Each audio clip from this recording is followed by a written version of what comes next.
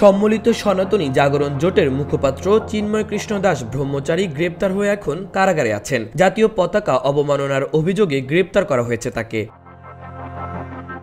এরপরই সংখ্যালঘু কার্ড নিয়ে ষড়যন্ত্র খেলতে শুরু করেছে দেশ বিদেশি নানা মহল। সনাতনীদের বিক্ষোভ থেকে হামলায় চট্টগ্রাম আদালত প্রাঙ্গণে নিহত হন সহকারী পাবলিক প্রসিকিউটর সাইফুল ইসলাম আলিফ। এর জেরে সারা দেশে সৃষ্টি হয়েছে উত্তেজনার পরিবেশ।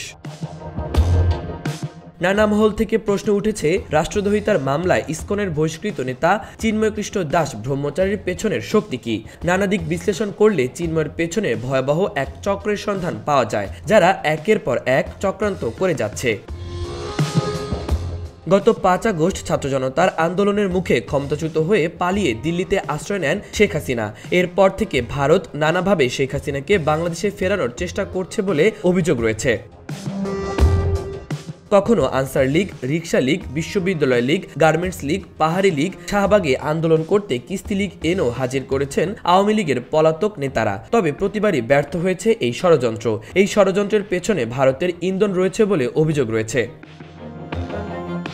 কেউ কেউ বলছেন, শেখ হাসিনা ভারত পালানোর পর একের পর এক ষড়যন্ত্রের কাঠ ছুঁড়ে অন্তর্বর্তী সরকারকে বিপদে ফেলার চেষ্টা করছে ভারত ও আওয়ামী লীগের নেতারা। সম্প্রতি সেই ধারাবাহিকতায় দেশে সাম্প্রদায়িক দাঙ্গা বাঁধানোর জন্য ইসকনকে ট্রাম্প কার্ড হিসেবে ব্যবহার করা হয়েছে।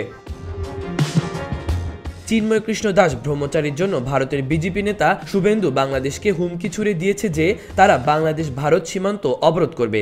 বিশ্লেষকদের বক্তব্য, শুভেন্দু অধিকারীরা পশ্চিমবঙ্গে পাত্তা পায় না, অথচ বাংলাদেশের বিরুদ্ধে তারা কি করে হুঙ্কার দেয়।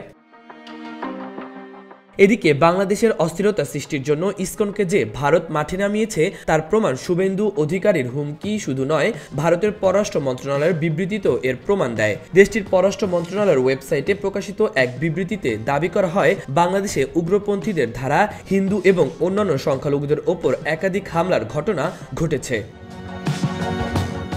দুয়ে দুয়ে চার মেলালে দেখা যায় পর্দার আড়াল থেকে হিন্দুবাদী ভারত ও আওয়ামী লীগ কলকাঠি নাড়ছে।